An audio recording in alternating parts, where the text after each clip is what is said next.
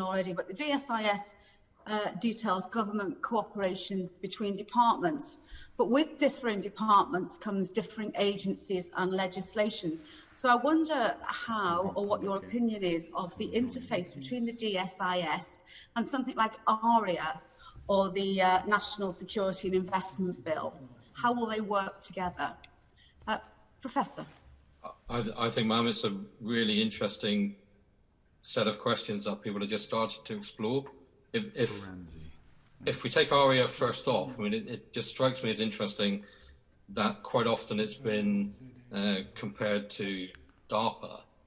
Now, DARPA really sort of took off, in its predecessor organisations, and then in the form we know now, post Second World War, because there wasn't a lot of capital flowing, so government had to step in and effectively pump prime with public money what international financing capital does today.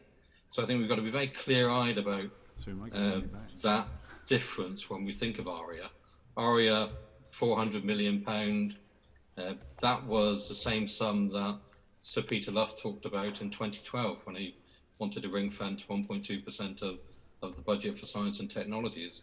It's good pump priming money, but it's not a vast sum, and it's certainly going to be spread extremely thinly across all of the sectorial areas that the SIS talks about.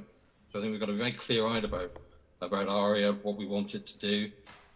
We know that there is a strong sense of 6.6 billion for research and development within the publication. But a lot of the applied research and development is already sunk within the programs that exist at the moment. The pure research, the sort of things that you and I would think about perhaps in terms of science and technology at the early stages of technology readiness levels, that's not really included in those sums, and it's relatively small amounts of money. But I think, having something like ARIA, and what it signifies is good. It will potentially encourage companies, big and small, to think about their investment strategies. Excuse me. I think government has to start thinking a little bit about match funding and having those conversations, not just with companies, but with investors early on. And I know they're difficult, and I know it's really hard to find out in the department who should be holding those conversations, but I think they're absolutely critical.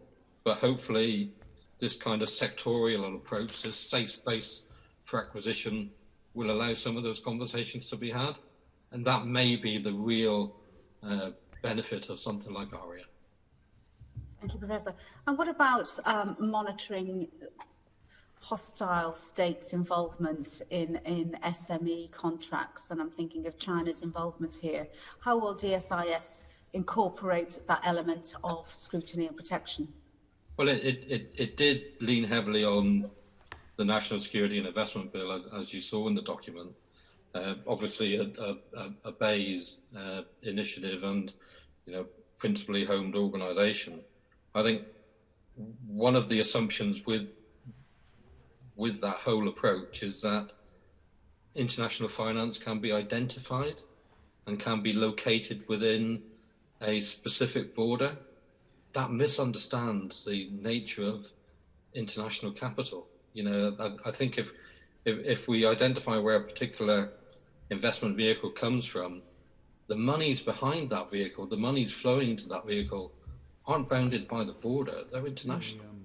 So I think it's going to be extremely difficult for the investment security unit to do its work if it's not staffed by sort of dead-eyed investigators rather than generic policy civil servants. So I wait to see what that looks like, I think, is my honest response. No, just what George says. Thank you, Professor. Paul, do you have any comments or reflections on that? Well, just very quickly, I'm thinking, I may be mistaken, but I don't think the document mentions ARIA, which is, I would say, was a omission, because you would hope that they're looking to see how the scientific and research and technology work is coordinated.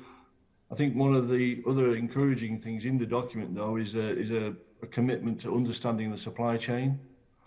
And because at the moment, I don't think the MOD does understand the supply chain. I don't think many people do. And if by understanding the supply chain, you can look at the key risks and therefore at least have a better understanding of which entities may be subject to influence from adversaries. So, which also allows better planning, etc., etc. So I think one negative and one positive, as it were. Thank you. Thanks both. Chair, thank you.